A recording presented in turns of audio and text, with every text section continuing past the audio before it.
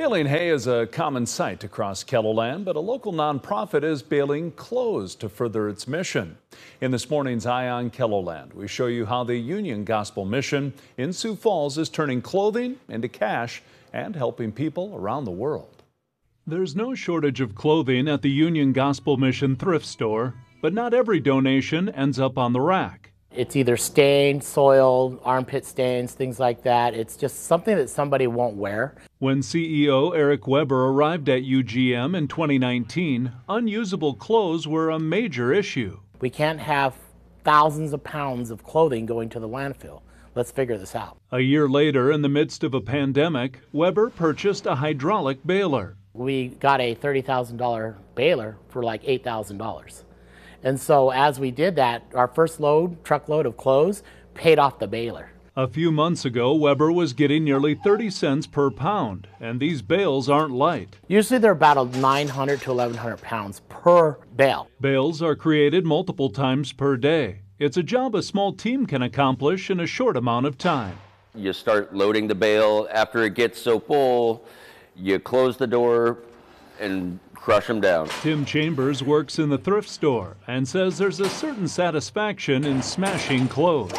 I think there's a part of all of us that enjoys that. Once the condensed clothes are wrapped in baling wire and dumped onto a pallet, they're wheeled into storage. Then every few months, dozens of bales are loaded onto a truck and shipped across the country. There's plenty of clothes that go on to be used in other communities around the world, so it's cool that even when it leaves here, its use isn't done, and it's just furthering what we're doing here as a mission in Sioux Falls. So sometimes they'll go to like Kentucky or Nashville and they'll sort through them and they'll pick out what they want for the other thrift stores. So then they will go and recycle them at other places. So they're not all going into the dump or being grinded up. They're able to salvage the clothes with a little soap and water. The place that we send them to actually does laundry.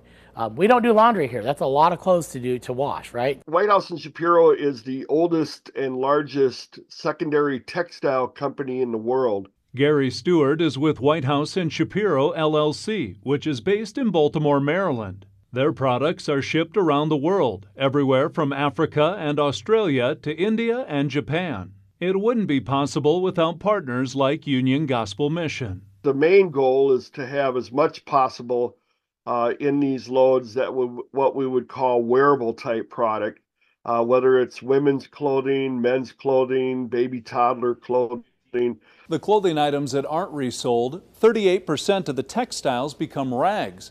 The rest are turned into furniture stuffing, carpet padding, even building materials. They're even now using old jeans as denim insulation. You can go into your Lowe's or Home Depot or whatever and find denim insulation. So they're finding new ways all the time to use the product, and of course the goal of keeping it out of landfills.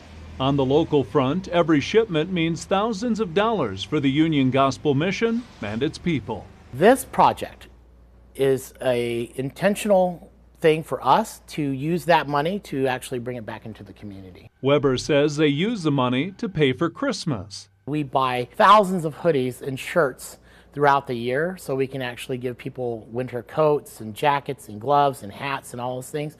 All that costs money. Not all the time we're getting those donations, right? So we subsidize and we bring in the right stuff, the good stuff, because we want to keep people warm and safe during the winter. At the base of it all, a baler. Weber says the price per pound of clothing was nearly cut in half last month due to supply and demand, dropping from 29 to 15 cents. That said, Union Gospel Mission is always in need of donations, especially washed or gently used clothing.